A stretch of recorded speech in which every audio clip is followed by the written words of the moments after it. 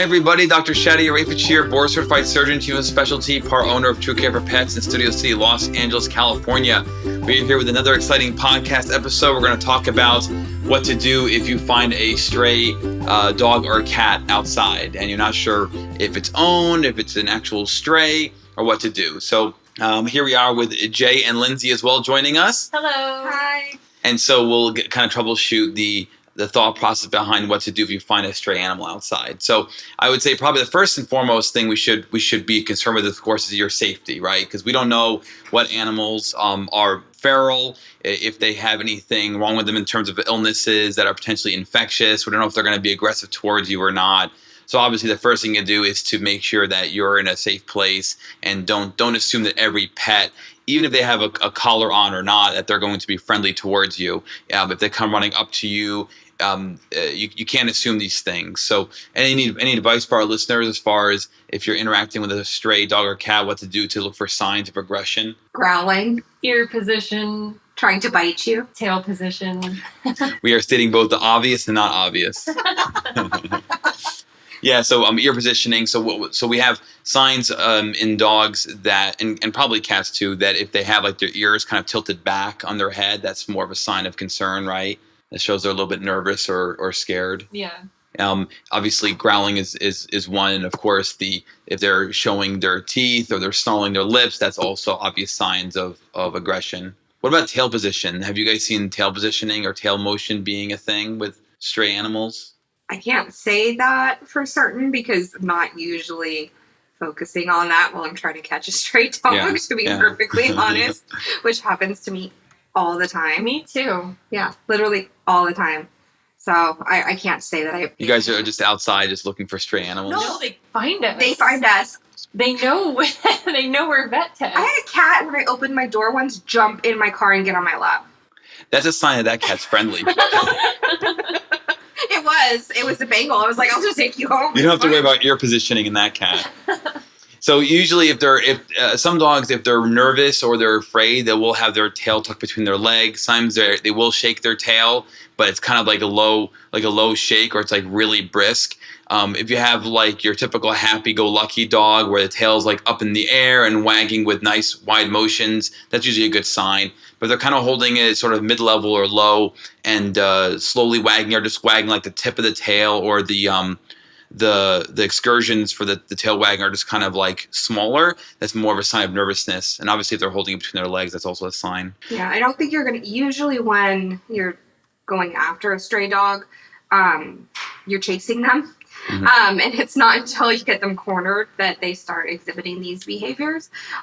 So try not to run, to chase, because that actually ends up endangering the dog most of the time. They'll run into traffic to get away from you, put themselves in dangerous situations, hide under cars, stuff like that. So I try to lure them more so than I try to chase them. Yeah, I found that if I like duck down, they'll come to me. Try to say like baby words to them, speak like friendly, softly to them. If you have food available, try to coax them with food. Yeah, I got a dog with a Luna-bar once. Nice. Whatever you got in your purse, nice. or high protein, or whatever will work. It's also nice if you notice that you seem to run into stray dogs a lot. I keep an extra leash in my trunk. I keep treats. Yeah. Mm-hmm. I mean, that might be a little excessive for people not in the field. Like, I guess their emergency stray dog pack in their trunk. You never know. Sell those. You just gave the idea away to the whole internet. Yeah. Well, look, if people do find themselves where they're living in a community, or they go drive through communities where this is a common thing, it's not a bad idea to have things like that in your car. Yeah. That won't necessarily go bad, and you can have just some products ready to entice dogs and cats to come to you as well. And then, of course, signs of friendliness. If they're obviously coming up to you and they want to be pet, that's obvious signs. If they are not sort of carrying their head kind of low and looking up at you that way, they're more like kind of their heads up high and they're engaging you actively, those are good signs that they're okay. But you never know. There are some pets that can be actually quite tricky with interpreting their behavior. So just be careful. Don't run into traffic after an animal. I mean, obviously the risks, of course, they may get hit by a vehicle, but you can't risk yourself either. So just be smart if you're trying to interact with a stray. So then let's say you end up finding a dog or cat stray outside, and now you have this pet in your possession. So what are some things you can do to try and try to find out who owns them if they are owned? What are some thoughts out there for our pet lovers? Do you want to start with the really obvious? Sure. If they have a collar with a tag with a phone number on it, I'd start there. Yeah, so some people do have identification collars on their dogs or cats. It may have useful information like a name and a phone number, maybe even an address. Others, no, they have like just designs on them. Or like I found a dog once that didn't have a name tag, but on its collar it said needs medications. Oh, helpful. So I knew not to dally, I guess, and I brought it to the clinic and found out he was diabetic and he had been missing for like 4 days. Nice. Mm-hmm. They knew the patient? Yeah. Wow. The hospital you went to just randomly knew him? I worked at an ER. Okay. Yeah. Yeah. So I would say, like, usually if you go into a hospital with a dog you found, they can scan it for a microchip. They won't give you, as the person that found the dog, usually that information. They'll call the owners directly to let them know that they have the dog and then give them your information in case it's something, a little fishy, which has happened.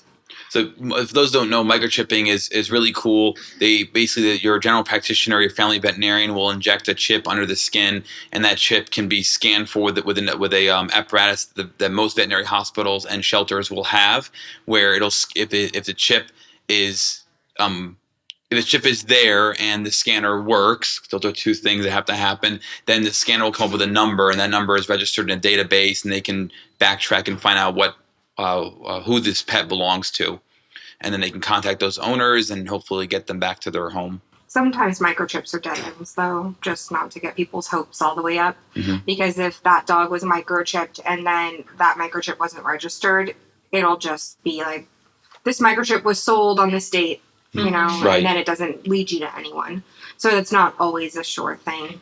Microchips also can migrate. It can go anywhere under the skin, not just between the shoulder blades where they usually inject them. And also there are different microchip types and different scanner types. And so they all have different frequencies. And so whether or not the scanner is working sufficiently or that scanner can read that particular microchip, all those variables are important. But it's a good place to start. And most hospitals and shelters will have that equipment because it's such a common thing. That's the whole point why you even have microchips, is for this reason, if your dog or cat gets loose. Well, and proof of ownership. Mm-hmm. Right. So we have identification collars, we have microchips, and then, of course, there are now with the internet, and of course with lots of stores in your community having billboards, and people will post lost animal signs around the neighborhood, and of course you can do the same. So if you are going online and searching your neighborhood or where you found the dog and cat and no one's posted anything, and you're in your local supermarket and other like retail stores and there's nothing posted on billboards, then you could post something as well around the community, and also in stores that'll let you post things, and you can try and hopefully get attention that way for pets that are lost. I don't know what the success rate of searching for that stuff is, but you don't know until you try, I guess. Well, my friend Ciara found her missing dog after 4 months. Wow. That's a long time. Mm-hmm. Same neighborhood where she lived? And the dog was like 1 block away. The people decided that they wanted to keep it. Nuh-uh. Mm-hmm. How did she find it? They eventually realized that the dog didn't work out in their household and then called the name on the posters. So they knew the dog was missing. Mm-hmm. Can you file? I don't think charges? so. No. I don't think so. Because pets are property. Yeah. That's wild. But I think Jay wanted to talk about people going to the shelter. Oh, yeah. I think you should use the shelter for a resource. I think that I've had a dog go missing and it's the first place I look. Obviously, you need to be selective about the shelter, but... Well, and the shelter, you don't have to relinquish the found animal to the shelter. You can take the animal there, they'll take a picture, and they'll actually put up, they have their own billboards where they'll post found dogs or missing dogs. And so if people call them looking for the pet and the pet's not there, they'll still have the information that, a dog matching that description was found. Because they know a lot of people fear shelters and fear leaving an animal in a shelter will result in it being euthanized, but that's not always the case, especially with LA going towards no kill. But if you're willing to keep the pet in your home, they'll post the information and let you keep the pet until the owner's found. And isn't there a timeline that they hold the pet for before they decide no one's 5 to 7 days, but depending on if it's overpopulated, it can be 48 hours. Yeah. Wow. So that's a hold that they don't allow anyone to adopt that pet while it's in the shelter, while theoretically the owner is able to find it. Yeah. So obviously you as a family member, as a pet owner, of course, if your pet's missing, you'll know right away, I hope. And then once you realize that, then of course is trying to search for them immediately as soon as is imperative, because clearly if you're dealing with 48 hours of a window or a few days for a window, you want to make sure that you can exhaust all your options before someone calls it quits on your pet. And you can check all the shelter systems for your area online. Like as they intake animals, they put the pictures up right away for this reason. So we're in Los Angeles. You go on the LA Animal Services website and you can search across all the shelters in this area for your pet. Nice. There's also, I only know this because I went through it with Ciara. There's, I can't remember the name of it off the top of my head. We can put it in the description.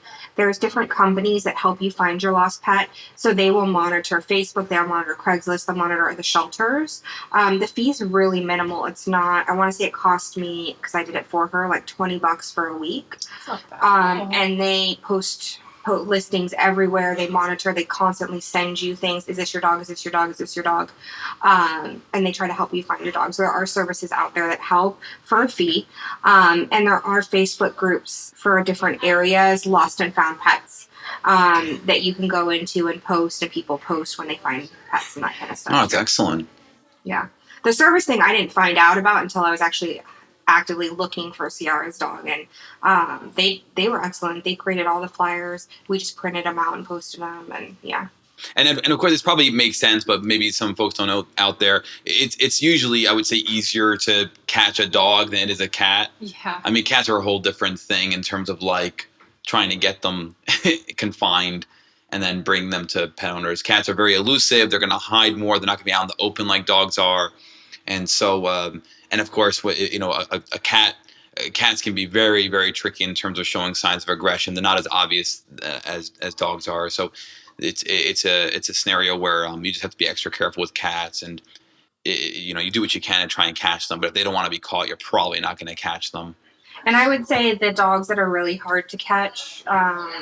For instance, we went out on a catch mission for a dog that was roaming around this fancy estates that no one could catch. They weren't sure if it was a dog or if it was a wolf or whatever. It was a husky. But it took several nights and a trap and lots of food and things to actually trap that dog. So even if it's something that's without or not within your realm of capability to catch, there's definitely groups around you if you Google that will help you, or just take over the effort to catch, a dog that's roaming that needs to be caught. Nice. Yeah, that's great. That's great. Boy, these are some awesome resources. Yeah. Oh, and I just looked up, I used pawboost.com as the service to help find that dog. Pawboost.com. Free marketing. Yeah, contact us for sponsorship. We're here to help you. Help you, help us, help you. Yeah. And then, so as finally, besides the obvious things where you have an animal that's hurt, they may be friendly normally when they're healthy, but if they're hurt, they may not be so friendly. So just if you see obvious wounds, if they're limping, holding a leg up, or if they have big wounds on them, you want to make sure that if you're going to contact them, be very careful where you touch them, because you don't know how bad their injury is and how they're going to react. And they could be a very nice pet, but if there's a broken leg there, then you're obviously it's a scenario where you're asking for trouble. And then infectious diseases, we don't see too many communicable diseases between animals and people, but there are some, and probably the most prevalent one, and one that's legally enforced, is rabies. The rabies vaccine, by law, you're required to give to your pets, and so when you find a pet, keep in mind you don't know what their vaccination status is, and so if they're exhibiting abnormal behavior, neurologic behavior, they're just being really off, then not to say that every pet that's acting this way has rabies, and rabies certainly is not as common in dogs and cats as they are in wildlife, but just be conscientious of the fact there are diseases that you can catch from dogs and cats if they're not vaccinated. Rabies being one of them. There's others, but that's the big one, because those signs can be quite elusive. They can just act abnormally, and it's one that we don't see too often in there was only in the area. Like one case in Los Angeles in like the past 5 years. Like a dog or a cat. In a dog, that was at a dog park. It was weird. But other than that, it's mainly in raccoons and squirrels and stuff. And I think if you're interested in it too, the demographics are published online. I think, is it the CDC? Yeah. Yeah. So you can go online and you can see reports on what the stats are over the past number of years for different mammals. Yeah, I'd be more concerned about people finding animals, bringing them home, and then giving infectious diseases to their other pets. So like kennel cough or fleas. Yeah. So if you do find a pet and you do bring it home, keep it isolated from your other pets. Mm-hmm. Especially quarantine. You don't know its temperament too. You don't want a dog fight. Yeah.